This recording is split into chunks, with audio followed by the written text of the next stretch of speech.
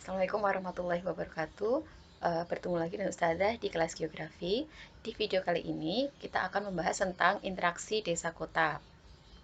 Nah, pasti kalian sudah tahu ya atau sudah pernah mengenal wilayah yang namanya desa atau kota, atau bahkan kita sudah hidup di situ sehari-harinya gitu ya, baik di desa maupun di kota. Nah, apa sih yang nanti akan kita pelajari di materi ini? Nah, ada tiga subbab ya nanti yang akan kita pelajari. Yang pertama adalah kita mempelajari tentang kota. Apa sih kota itu ya? Definisi kota, kemudian struktur ruang yang ada di kota, kemudian tahap perkembangan kota itu seperti apa. Kemudian subbab yang kedua adalah tentang desa. Jadi desa itu seperti apa, cirinya bagaimana gitu ya, struktur ruangnya seperti apa, dan tahap perkembangannya seperti apa.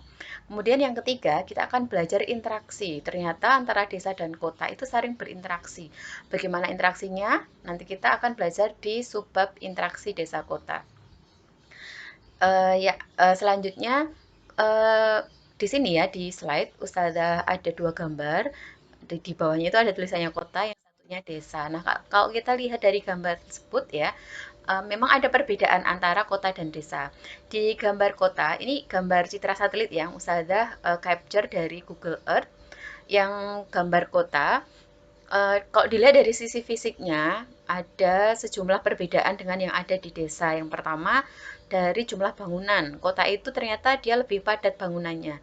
Jadi menunjukkan bahwa kota itu penduduknya sudah sangat padat gitu ya.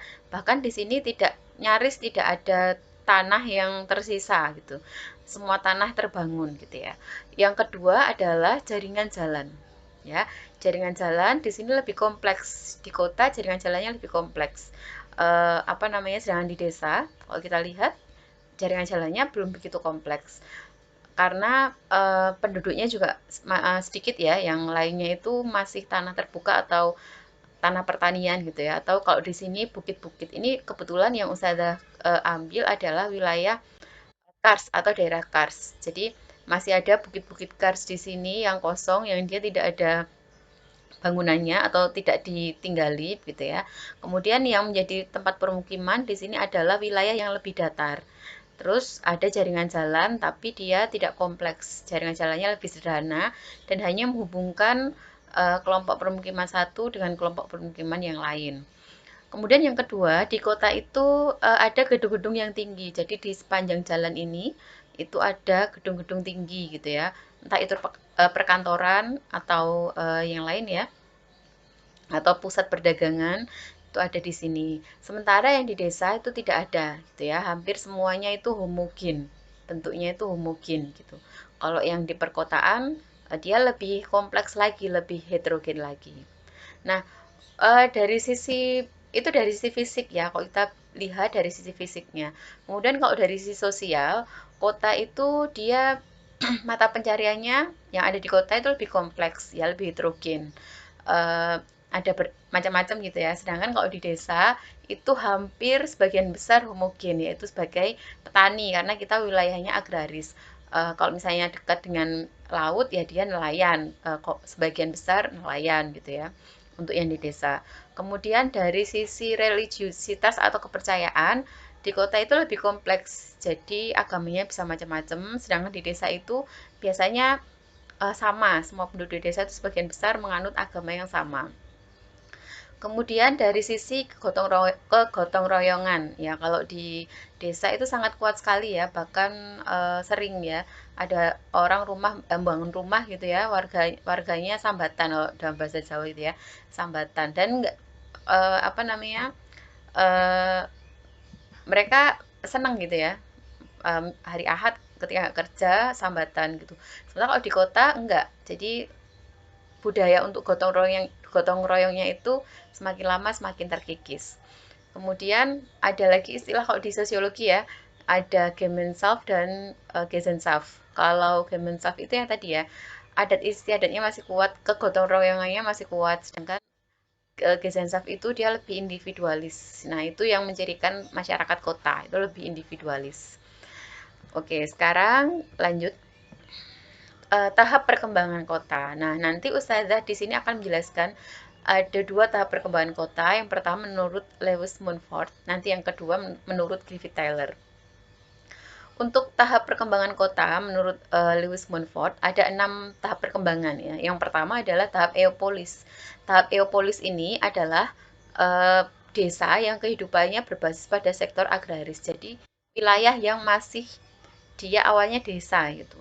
Kemudian dia berkembang menuju ke tahap polis. Tahap polis ini menandakan berkembangnya pola hidup masyarakat, di antaranya munculnya spesialisasi mata pencarian dan mekanisme pertanian.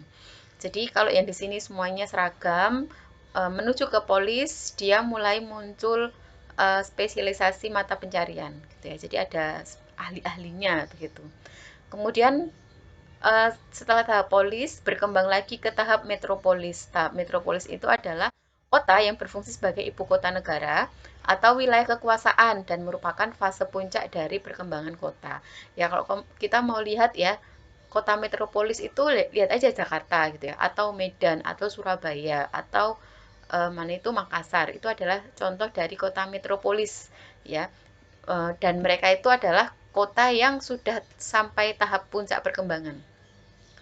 Selanjutnya adalah tahap megalopolis ya. Jadi kalau metropolis ini berkembang terus gitu ya, menuju ke kota megalopolis, yaitu menunjukkan tahap pertama dari penurunan fungsi kota karena adanya masalah sosial atau lingkungan.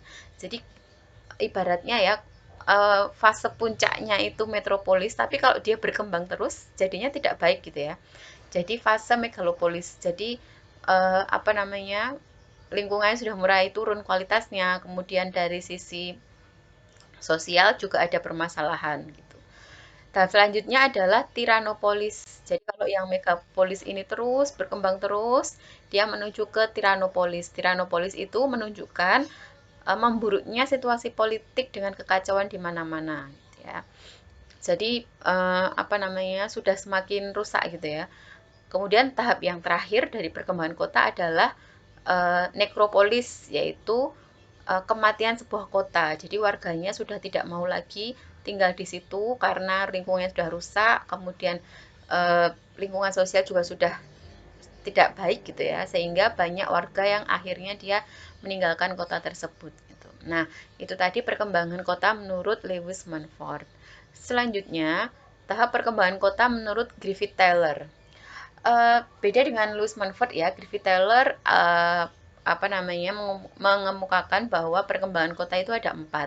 Yang pertama adalah fase infantil. Fase infantil itu merupakan tahap awal perkembangan kota. Ya, kalau tadi polis ya di perkembangan kotanya Lewis Mumford itu ada tahap polis. Kalau Griffith Taylor perkembangan kota tahap awal itu adalah tahap infantil atau perkembangan kota yang belum dibagi ke dalam zona-zona khusus, jadi masih homogen semuanya. Kemudian tahap selanjutnya adalah juvenil, merupakan fase remaja. Jadi kota dibagi sudah dibagi ya menjadi zona-zona seperti perumahan, pabrik dan tapi skalanya kecil gitu. Jadi pabriknya itu ada sendiri wilayahnya di sini gitu. Perumahannya juga ada sendiri, khusus wilayahnya khusus. Jadi ada zona-zona tertentu. Kemudian tahap yang ketiga adalah tahap mature atau tahap kota dewasa. Nah, ini dicirikan dengan adanya zona perumahan, zona komersil, dan zona industri kota. Ada tata ruang yang jelas yang menandakan kematangan sebuah kota di setiap sisi. Jadi ini uh, perkembangan puncaknya dari sebuah kota menurut Griffith Taylor ada di zona mature atau zona dewasa. Kemudian di tahap senil. Tahap senil itu tahap kehancuran kota, yaitu karena terjadi degradasi fisik dan lingkungan gitu ya. Kemudian terjadi degradasi ekonomi, jadi ada penurunan dalam hal tingkat ekonomi. Kemudian laju pertumbuhan manusia tinggi. Nah, karena tinggi di sebuah kota, maka dia akan menimbulkan masalah, salah satunya lingkungan ya, timbul permukiman kumuh ya, karena yang seharusnya dia tinggal di perumahan tidak mampu lagi karena tidak mampu tertampung, sehingga dia mendirikan rumah di bantaran sungai misalnya, jadi lingkungannya kumuh dan tidak layak huni lagi. Begitu, ini baru awalan ya dari video tentang kota. Kita lanjutkan lagi di video selanjutnya. Wassalamualaikum warahmatullahi wabarakatuh.